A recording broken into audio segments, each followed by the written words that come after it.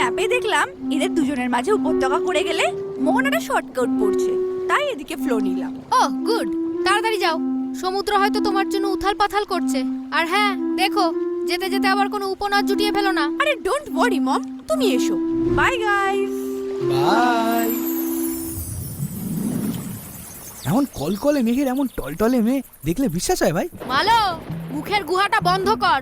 আজকে নদীর বিয়ে, আমার আবহাওয়া খারাপ করার চেষ্টা করলে মুখে বাজ মেরে দেবো। নটি নদীর বিয়ে কার সাথে?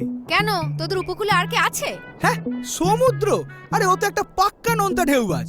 ওর অলরেডি কয়েকশো নদীর সাথে বিয়ে হয়ে গেছে। হ্যাঁ তো, অত বড় জলরাশির একজনের জলে পোষায়? আর জানিস না, পৃথিবীর 3 ভাগ জল আর 1 ভাগ বোকার দল। তো সূর্যোদয়ের তাপে মোট জলীয় বাষ্পের 3 ভাগ তো ওই সমুদ্রই দেয়।